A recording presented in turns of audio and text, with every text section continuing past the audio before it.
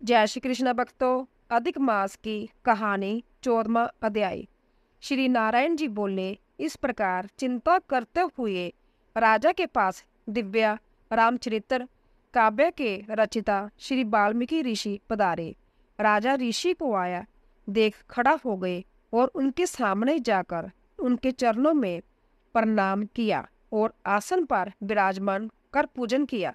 बाद में उनके चरणों को गोद में लेकर धीरे धीरे सहलाने लगे।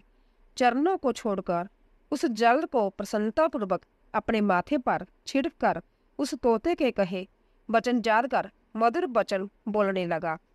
दृढ़ बोला, हे भगवान, आज मैं कृतकृत्य हो गया हूँ, भाग्यवान हूँ जो आपके दर्शन हुए।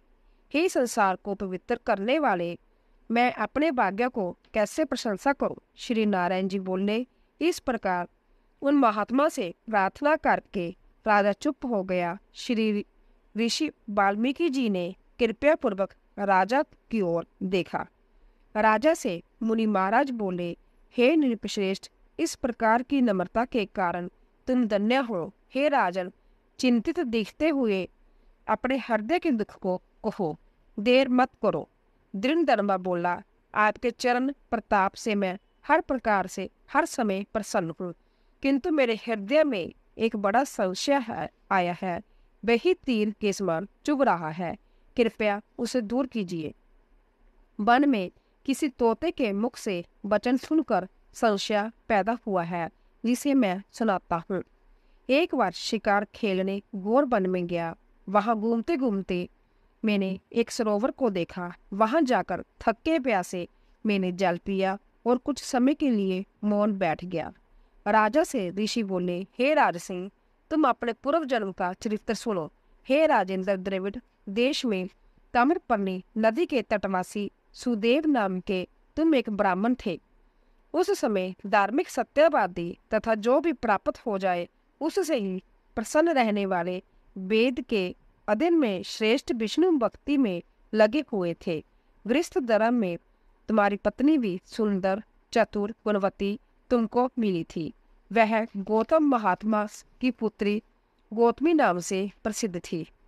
उस जन्म में इस प्रकार गृहस्थ का पालन करते बहुत समय बीत गया, किंतु तुम्हें संतान प्राप्त नहीं हुई।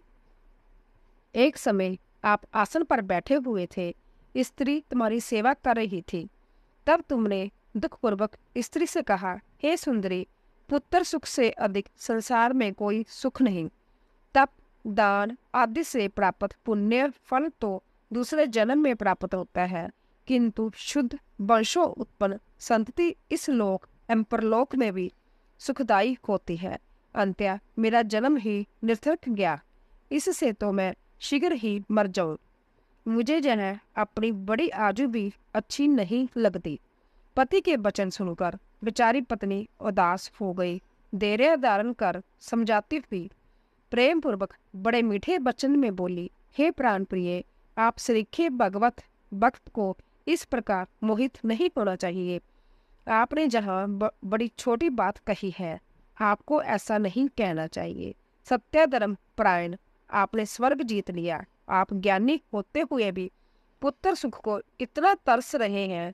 राजा चित्रकेतु भी इस प्रकार पुत्र शोक से जब दुखी हुआ था, तब उन्हें श्री अंगिरा तथा श्री नारद जी ने ज्ञान दिया था।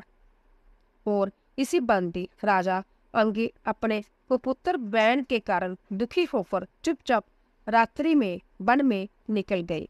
इस प्रकार हे स्वामी, आपकी संतान भी आपको दुखदायी होगी। अपनी धर्म पत्नी के यह वचन सुनकर वह ताम्रपर्णी नदी के किनारे पहुंचा। वहां जाकर नदी में स्नान कर तपस्या प्रारंभ कर दी और 5वें दिन केवल सूखे पत्ते एवं जल लेने लगा। इस नियम से उसे तप करते 4000 वर्ष बीत गए। उसके उग्र तप से हे ब्राह्मण, तीनों लोग कांपने लगे। उग्र तप को देखकर भक्त वत्सल भगवान गरुड़ पर चढ़कर शीघ्र वहां पधारे। बोलो श्री कृष्ण भगवान की जय। 14वां अध्याय समाप्त।